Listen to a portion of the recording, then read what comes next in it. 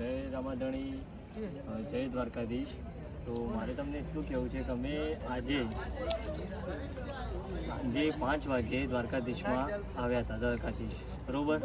તો પછી અમે પહેલાં રૂમ 1 કલાક તો અમારે રૂમ શોધવામાં ગઈ બરાબર। ફાઇનલી અમે 1 કલાક પછી અમને રૂમ મળી પણ ગઈ। પછી અમને રૂમ મળ્યા પછી અમે પહેલાં તો સ્નાન કર્યું તો સાંજે દર્શન કરવા જવાનું હતું, પણ દર્શન કરવા જતા હતા તો મોડું પણ થઈ ગયું હતું, 9:30 વાગી ગયા હતા। તો દ્વારકાધીશનું મંદિર બંધ થઈ ગયું હતું, તેથી અમે એના દર્શન કરી ના શક્યા। તે પછી અમે એવું વિચાર્યું કે આજે રાત્રે અમે અહીંયા રોકાઈએ, સ્નાન કરીને પછી છે ને અમે જે દ્વારકાધીશની ફેવરિટ ડીશો હતી, જે બી ફેવરિટ ડીશો હતી અમે એમાંથી થોડી ખાધી એમાંથી। તો એ પણ વિડીયો અમે બનાવ્યો છે, એ તો તમે પૂરો વિડીયો જોશો તો એમાં તમને દેખાશે શું વાનગીઓ અમે ખાધી છે જો દ્વારકાધીશમાં ફેવરિટ હતી એ। તો મિત્રો આ વિડીયો પૂરો દેખજો, તમને મજા આવશે। અને આ વિડીયોને લાઇક અને સબસ્ક્રાઈબ કરજો। જય દ્વારકાધીશ, જય રામાધણી। આ ચેનલને સબસ્ક્રાઈબ કરજો અને આગળ વધારજો એવી તમને પ્રાર્થના કરું છું। જય રામાધણી, જય દ્વારકાધીશ।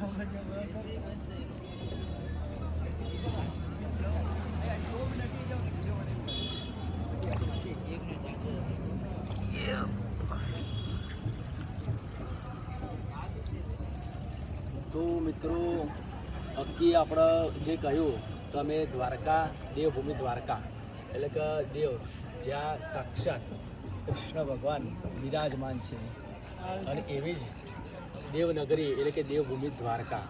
તો અમે અહીંયા કાલે રાત્રે 11થી 12ના વાગ્યા, રાત્રે 12ના સમયે અમે નીકળ્યા હતા। તો આ તો દ્વારકાવાળાનો હુકમ કહેવાય કે આપણે એના ટાઈમે જ આપણે પહોંચીએ, એનું જે ટાઈમ નક્કી હોય એ પ્રમાણે આપણે દ્વારકામાં એન્ટ્રી થાય। અમે વિચાર્યું કે અમે સવારે વહેલા દ્વારકા પહોંચી જઈશું અને દર્શન કરીશું, પરંતુ દ્વારકાધીશની કંઈક મરજી અલગ હશે। અમને કદાચ આજે રાત્રે અહીંયા રોકાવાનો મોકો આપ્યો કે દ્વારકાધીશનો હુકમ કે રાત્રે અમે અહીંયા રોકાયા। અને કારણ કે અમે અમુક કારણોસર અમે લેટ પડ્યા। અમે 5 વાગે દ્વારકાધીશ એટલે કે દેવભૂમિ દ્વારકામાં એન્ટર થયા હતા, પરંતુ અમે અક્કીએ કહ્યું એ પ્રમાણે કે 1 કલાક અમારી રૂમ શોધવામાં થઈ હતી, પરંતુ જે બેસ્ટમાંથી બેસ્ટ અમને એક હોટલ મળી અને તેમાં રૂમ પણ સરસ મળ્યો। અમે 6 વ્યક્તિઓ સાથે, 6 મિત્રો, 6 ભાઈઓ કહો તો પણ ચાલે। અમે આવ્યા છીએ સાથે, જે આપણો રોશન અને કાર્તિક અને હાર્દિક, આ 3 જે બાધા હતી તો તે અમને 3 લાવેલા છે સાથે।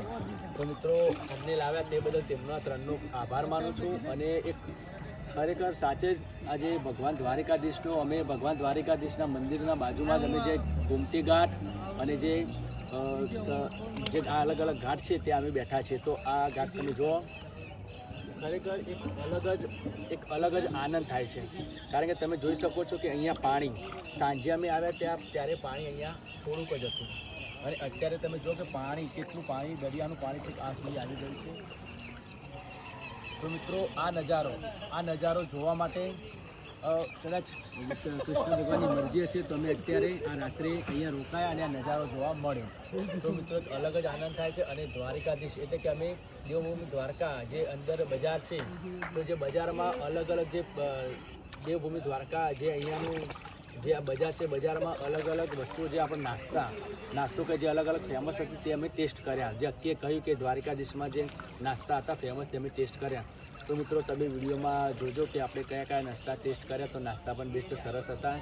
અને અહીંયા અમે બજારમાં બધી બાજુ અમે બજારની આખું બજાર તમે નથી ફર્યા, પણ અમે અમુક બજારે અમુક જે દુકાનો શોપો હતી ત્યાં અમે ફરીને મંદિર બાજુ થઈને આ બાજુ આવીને બેઠા છીએ। અને એક વિચાર આવ્યો કે આપણે થોડી વાર બેસી અહીંયા આટલું બધું ફર્યા પણ હજી એવું થાય છે થાક લાગે છે, છતાં અમે 15થી 16 કલાક સળંગ અમે ગાડીમાં ડ્રાઈવ કરીને બેસીને આવ્યા છીએ। તો પણ અમને એવું નહીં કે અમે રૂમ પર જઈને આરામ કરીએ, પરંતુ એક જ વિચાર આવે છે કે બસ દ્વારકાધીશના મંદિરની સામે આપણે બેસીએ, એવું લાગે કે અહીંયા દ્વારકાધીશ ભગવાન કૃષ્ણ ભગવાન અહીંયા છે ને અમે પણ અહીંયા બેઠા છીએ। તો એવું લાગે છે કે સાક્ષાત ભગવાનનો હુકમ કહેવાય કે અમને અહીંયા રાત્રે અહીંયા આવો અદ્ભુત અનુભવ તમે જોઈ શકો છો કે ગઈકાલે પૂરા નથી, આજે આપણે અહીંયા જે તમે જુઓ કે અહીંયા આપણે બેઠા છીએ તો એ ભગવાન કૃષ્ણ ભગવાનનો હુકમથી જ આપણે બધું શક્ય છે। નહીં તો તેમના વગર કહી શકીએ નહીં, તેમને તે ગારે તો પત્તું પણ હલી ના શકે તેવું કહેવાય છે। તો કુદરત અને કુદરત એટલે કે કુદરતે જે આપણે જે સમયે આપણે જ્યારે હું જેટલું કહેવા માગું છું જ્યારે આપણે કંઈ પણ રીતે કોઈ પણ વ્યક્તિને કે કોઈ પણ રીતે કોઈને હેલ્પ કરવામાં આપણને ભગવાને આપણને આપ્યું છે કે કોઈની મદદ કરવી જરૂરી છે. તમે મદદ કરો તો ભગવાન તમને મદદ જરૂર કરશે. તમે કોઈ બીજાના ચહેરો ફસાવશો તો ભગવાન તમને ક્યારેય કદી દુઃખી નહીં કરે. અને જો કદાચ કોઈ દિવસ તમને એવું લાગે કે હું મદદ કરું છું ને હું કેમ દુઃખી થાઉં છું, તો મિત્રો એ તમારી ભૂલ છે. ભગવાન તમારું સારું જ કરશે.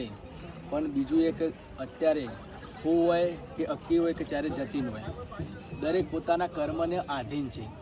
પોતાનું જે આપણે તે કર્મ તમે કરો, સારું કર્મ કે ખોટું કર્મનું જો તમે જે કર્મ સારું કર્મ કરો તો સારું ફળ મળશે, અને કર્મ તમે ખરાબ કરશો તો ખરાબ પરિણામ એનું આવશે. હોય કે ચાહે ગમે તે હોય. તો મિત્રો બસ આટલું કહેવા માગું છું. વધારે આપણે નેક્સ્ટ વિડીયોમાં બીજા વિડીયોમાં આપણે સ્પીચ આપીશું થોડી, અને જેવું આવડ્યું તેવું આપણે બોલ્યા છે મિત્રો. અને અમારે અક્કી મારાથી કંઈ ભૂલ થઈ હોય તો માફ કરજો. અને બહુ જ આનંદ થયો અહીંયા. અને હવે આપણે વાણીને વિરામ આપું છું. તો મિત્રો અમારી ચેનલ જયવીર ઓફિશિયલ ચેનલ પર આવવા માટે તમારા બધાનું હાર્દિક અને દિલથી સ્વાગત કરું છું. જેવો સપોર્ટ કર્યો છો તેવો આગળના વિડીયોમાં સપોર્ટ કરતા રહેજો, અને આ વિડીયોમાં પણ સપોર્ટ કરતા રહેજો. જય રામાધણી, જય વીર મારા, જય માતાજી, જય દ્વારકાધીશ.